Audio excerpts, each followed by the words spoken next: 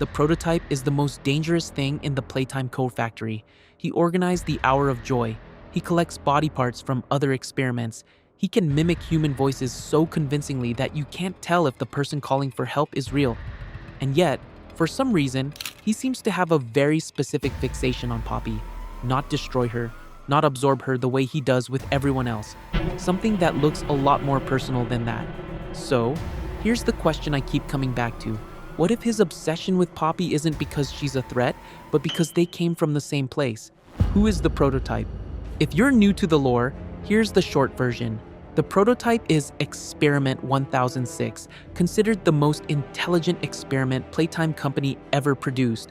He doesn't just survive in the factory, he runs it. Every toy following orders, every trap set up for the player, the entire structure of what's happening inside that building, all of it traces back to him. He's been operating in the background since Chapter 1, and we didn't even see his full form until Chapter 5. What makes him genuinely unsettling beyond the design is the manipulation. He imitates voices. He uses recordings of people you've grown to trust to send you in the wrong direction. That's not animal behavior. That's something that understands how people work and uses it against them. So when the prototype does something that seems emotionally driven, like his strange relationship with Poppy, it's worth paying attention to, because he doesn't do anything without a reason. Poppy's origin. Poppy's story is a little harder to pin down, which is part of why the theories around her are so persistent. What we know for certain is that she was Playtime Company's first publicly successful experiment, and the community widely believes she contains the consciousness of a real person. The dominant theory is that she was Elliot Ludwig's daughter. Elliot was the founder of Playtime Co., someone the lore consistently describes as genuinely caring about children, specifically the orphans in Playcare. If his own daughter died and he had access to experimental technology built around transferring consciousness into toys, it's not hard to see where that leads. What's interesting is that Poppy is Experiment 1007.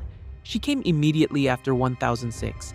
If you accept the idea that these experiments were attempts to transfer a human mind into something permanent, then 1006 and 1007 weren't random lab entries.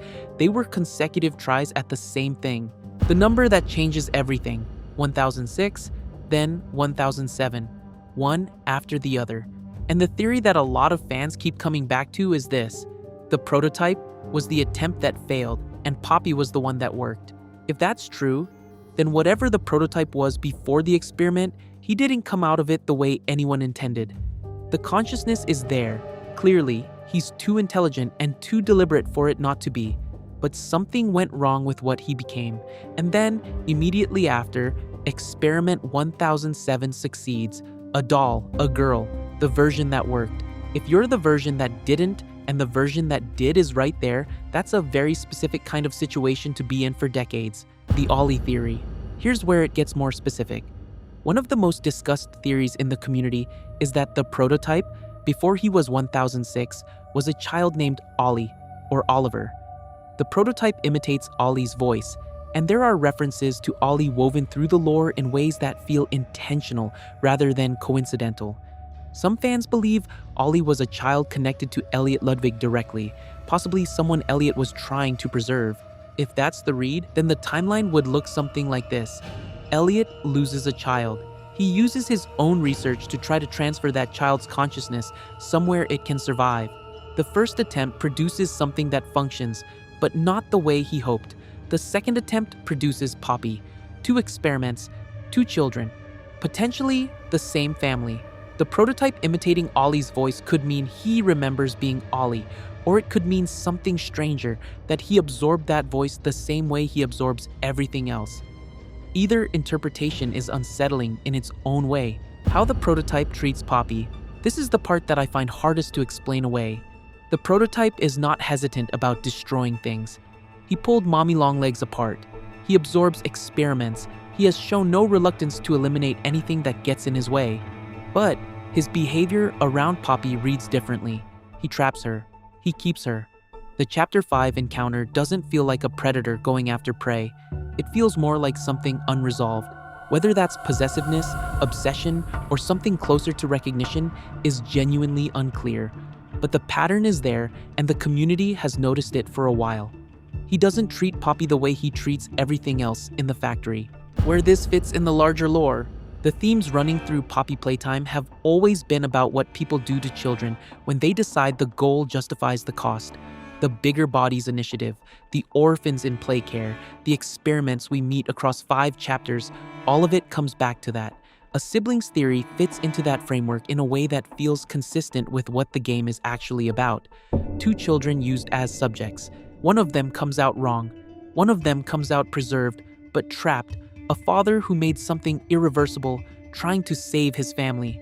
That's a horror story with actual weight behind it, not just monsters in a factory. Other theories worth knowing. To be fair, there are other explanations for the prototype that the community takes seriously. The most discussed alternative is that the prototype is Elliot Ludwig himself, that he transferred his own consciousness rather than a child's, which would reframe his obsession with Poppy as something parental rather than fraternal. There's also a simpler read, that he imitates Ollie's voice purely as a manipulation tool, with no deeper personal connection to the name at all. And there's the theory that the prototype isn't one person's consciousness but a composite, something built from multiple subjects over time, which would make pinning down his identity much harder. None of these cancel out the siblings theory. They just mean we're working with incomplete information, which, honestly, is exactly where mob entertainment wants us. Here's what I keep landing on. The most disturbing thing about Playtime Company was never the monsters. It was the decisions behind them. Someone chose to run those experiments. Someone signed off on it. And if Elliot Ludwig was trying to save his own children while also running an orphanage full of kids he was experimenting on, that contradiction is what the whole franchise is built on. If this theory is right, then the prototype and Poppy aren't just 2 experiments with consecutive numbers. They're what's left of a family after someone decided that science could fix loss. One ended up as the thing haunting the factory. The other ended up in a glass case, waiting for someone to let her out. And the game never tells you which one had it worse. There's a VHS tape in Chapter 4 that most people clock as background lore and move past. It reveals the prototype had been keeping Dr. Harley Sawyer alive to collaborate on something described as a breakthrough. Not keeping him comfortable, keeping him functional enough to keep working. The man who designed the Bigger Bodies Initiative, alive and presumably still researching under the direct supervision of the entity who has every reason to want him dead. Poppy Gel preserves toys. It's what kept Poppy stable for decades in her case. When the prototype takes you toward that vat, the possibility that he wasn't just disposing of you but preserving you for a purpose he hasn't revealed yet is worth sitting with. Chapter 5 ends with Sawyer's backup activating. Whatever that breakthrough was, it wasn't finished when the chapter ended.